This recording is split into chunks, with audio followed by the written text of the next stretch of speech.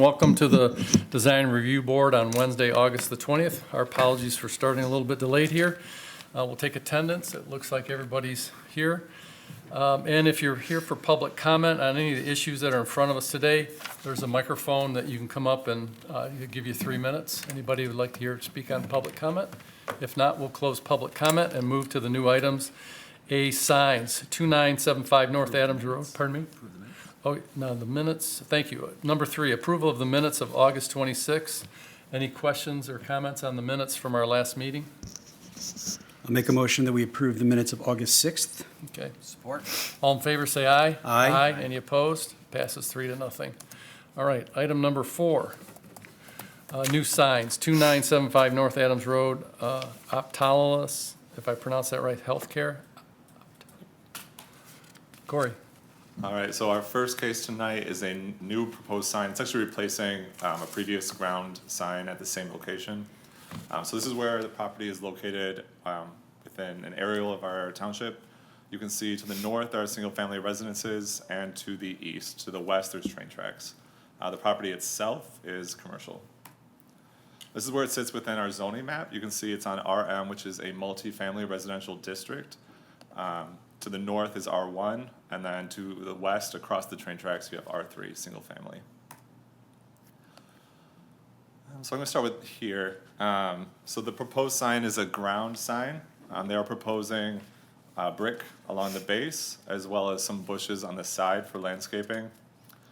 We confirm that this is the only sign on the property. It complies with the area requirements. Our ordinance limits in this location ground signs to 32 square feet per side, and that is exactly what the applicant is proposing. It is 4 feet by 8 feet. It complies with our requirement that it cannot exceed 6 feet, and it is set back 16 feet from the property line, so that's 1 foot further than the requirement. The sign is internally lit and screened, and the plans state there will be no exposed neon tube lighting. And then where it sits on the property, you can see in this image where the A is at the entrance, that is the proposed location. And then here you can see to the top the sign that says SKLD, that's the previous sign that has been removed. And in the same location, they're proposing the Optalis sign. And so with that, are there any questions for me?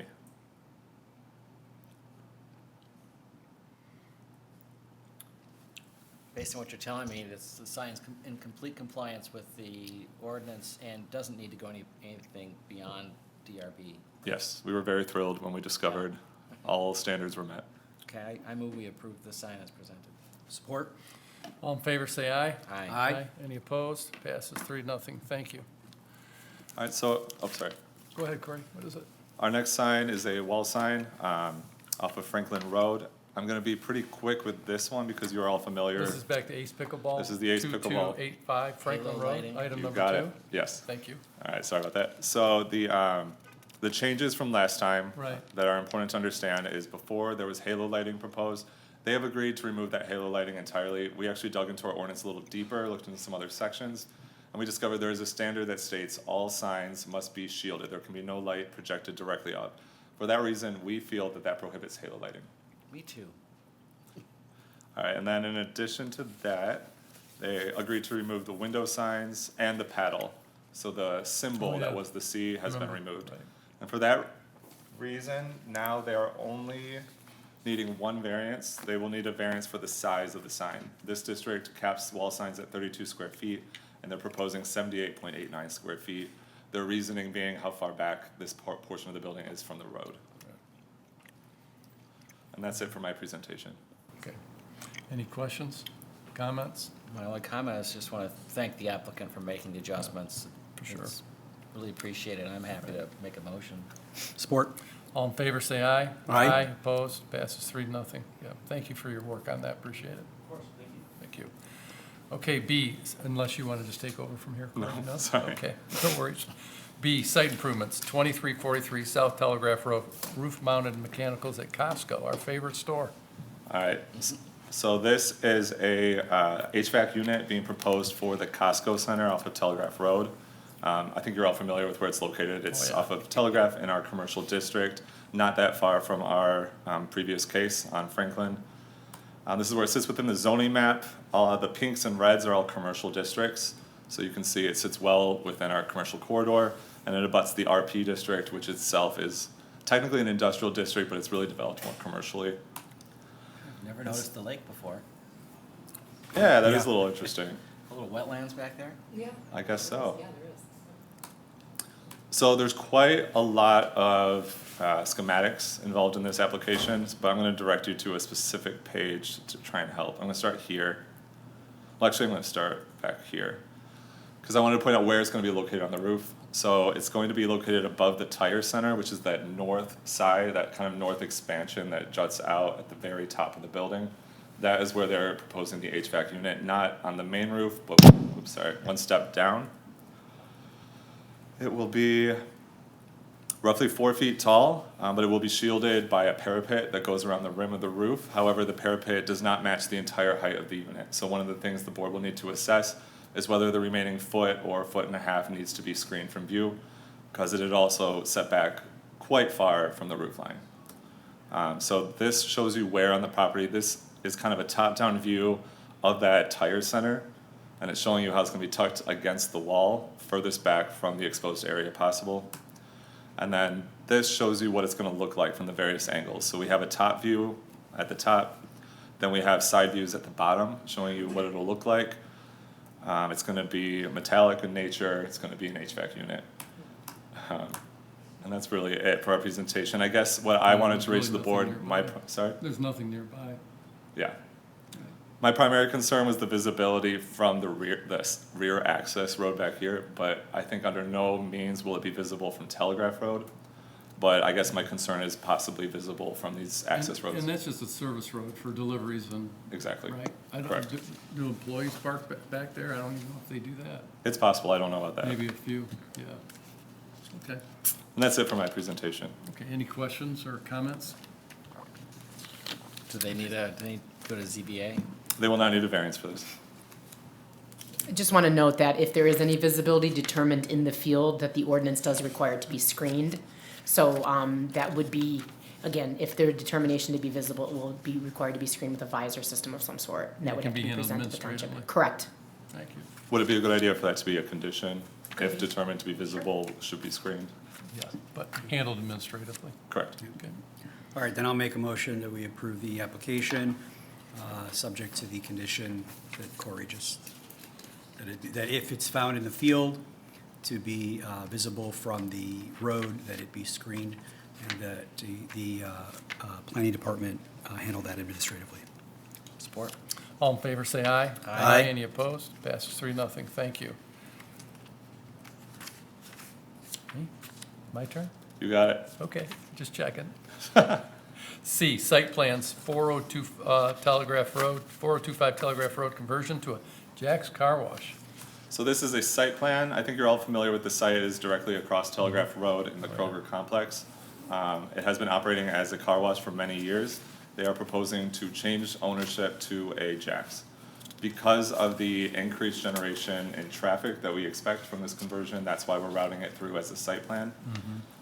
So this is where it sits within an aerial of our township. It's at the intersection of Long Lake and Telegraph, directly adjacent to the gas station to the north of it, and they actually have a shared parking agreement with that facility.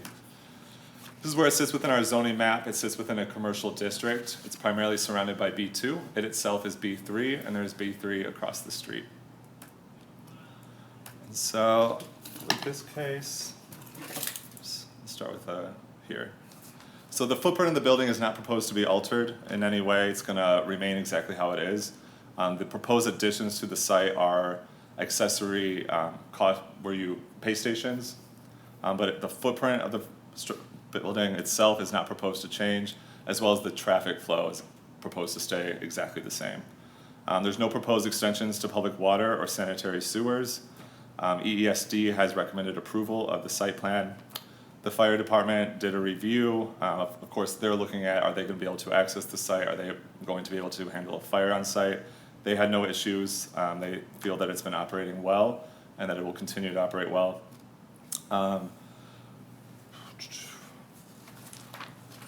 see. Then the traffic study, the primary reason we wanted to route this as a site plan was to conduct a traffic study to make sure that there's not going to be any kind of stacking spilling out onto Telegraph Road or anything of that nature. So we routed out to our traffic consultant who determined no new access points are proposed and circulation remains as previously approved. There is not expected to be any negative impacts on the roadway. And then I wanted to draw your attention to the proposed pay stations because that is going to be the biggest new feature on site. So they're proposed to be roughly 8 to 9 feet tall, designed to serve only vehicles in the stacking lanes. The base islands are concrete. The stations themselves are metallic. They're going to be painted and they're going to provide some coverage for cars when they're paying. It's not really much else to say. There's some integrated LED lights in the pay stations that will be directed downward. And we expect the impacts on the site to be minimal. And I didn't have anything else with that. Okay. So are they gonna take out the vacuums that are there? Yes. So there won't be any more vacuums there? Correct. And then they're putting in the 2 pay stations, which really, it's a subscription, so they just read your plate and then they go through, unless you wanna upgrade and you start pushing buttons. That's my understanding. Right, and then how many people will be staffed there? I'm not sure. If we have the applicant here, they could answer that. I think you said 2 at the most. If you just introduce yourself. Good afternoon, Board. Hi. So, And we're just your name and. who my you're name with. is Frank Toma. Thank I'm a developer for Jack's Car Wash. Okay, thank you. So, we will be, to answer your question, how many people are going to be there?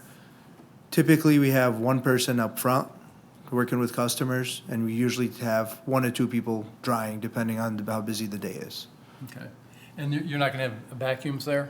We're actually eliminating the vacuums to have less cloggage for traffic. Gotcha. We realize that the Make 'em vacuums are gonna clog it up. So Okay. we're just doing a Jack's Express without vacuums here, not by choice, but we're working with what we have.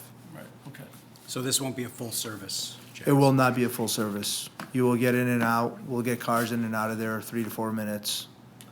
We have a traffic study to back that, so. And are you doing any upgrades to the washing machines that are inside that? Yeah, so we're replacing all the equipment to make it more up-to-date inside. It's gonna be, obviously we'll have all our MEPs and stuff like that. We are doing some minimal cosmetic, we have elevations for the building. Okay. Any of those need to come before us? Corey? Sorry, what was that? Any of the Yeah, they're all here. the There's cosmetic ele- changes? There's elevations right It's here. included as part of the site plan? Correct. And it's minimal, is my It- And the understanding. signage would be, So the signage is going to be routed through separately. That was one thing I didn't touch on during my presentation. This is just the site plan, so any branding or signage will be a separate application that they will come back through to this board later. We're keeping the same sign, we're just replacing the face. I believe it was done recently. okay. What's your timing on when are you taking over the car wash? Waiting on you guys. It's been 4 months. So, once we get approved, we're ready to close. Gotcha. And how long does it take to retrofit? 90 days, give or take. So it'll be, In time for winter? it'd be very helpful to be able to close this thing next month, so we can avoid the winter. That we have a little bit of concrete work to do for the islands. So, we'd appreciate any help expediting. Other than this, it doesn't need ZBA for anything, right? For the accessory structures, they will need a side yard variance and they will need permission. Okay. And not planning commission or township board? They will, because this is a site plan. Okay. So with regard to the exit, that's the traffic spot I'd be most concerned about. Right now, it sort of just dumps you there. There's not a lot of room for drying or stacking cars. Are you really gonna dry there? So we will. It will be a quick dry. It won't be a full dry like we typically do, because that's part of our service. But we will have 1 to 2 people down there that will guide people. So that was our idea. And If it backs up there? do If they it just, backs like, up, stay in we- the we, conveyor stops or something? there's an emergency button at the end where it could be pushed immediately. It will be right where the door is, on the edge of the door. So there's always an emergency button at every car wash, at the end of the tunnel and the beginning of the tunnel. Because of course the traffic backs up there, they can get going. Not only the drying is an issue, but just even exiting on as it stands now with regard to traffic Ba- flow. Based on our other locations and the traffic study, it should flow smoothly, and we have that provided. I don't have the exact details in front of me right now, but it was shared with But Corey the and traffic study Andre. you've got covers not just the queuing, but the exiting. Yeah, part. so what the traffic study company did, it took 3 of our other locations that are comparable to this site, that do the same exact thing, and that's how they determined that it's gonna work smoothly. And for us as well, if the traffic wouldn't have been smooth, it wouldn't make sense for us to buy it and spend, we're doing a pretty big substantial investment here. You know, this is probably gonna be around a $5 million, all-in project. Wow. Yeah, because we're paying almost $4 million just for the site. And we're putting in approximately $1.5 million. So, you know, it should work smoothly. I hope so. It will, I promise. Okay, any other questions or comments? And they didn't need a bypass lane, or because they have 2 lanes, that's considered a bypass lane? Well, in this situation, we were, as long as the fire was okay with it, we couldn't create any more space, so they're very landlocked in what they have. So, some of the conditions are in fact existing nonconformities that are being accepted as part of the proposal. So we didn't have any ability, and there really is no bypass lane, there's no way for them to get out of that, really, except to go through the car wash, unfortunately, the way that the lot is laid out. And so to be transparent, and I'm just being transparent, is I am a Jack's Car Wash Club member, so I You'll be will able- be you'll voting be on able this, to access it. but I don't think it will, I'm not using any prejudice, I don't believe, on this, so am I okay with that, I guess? I just want to put it out there. I think you're okay with this. Not a conflict. Okay. I go to Costco. To wash your car? Just to, yeah. No, I mean, I'm a Costco member. We I vote should have on brought that. it up. I'm a Costco. I'm a You're club member of too? Costco. So, yeah. Well, you'll be able to access about 60 locations by end of Q1, in Michigan only. Well, maybe I'll spend a week visiting them one time, getting my car washed. Sure. Yeah. You have 60 locations That's now? where we're gonna be at for Q1. We're Wow. at 45 currently. Wow, congratulations. Yep, thank you. So I think, if I recall correctly, there's an arrangement for some of this emergency access behind the gas station? Yes, there's an easement that we There's have an with them. easement. Correct. That's part of their safety issue, that's part of the reason why I guess fires have an issue.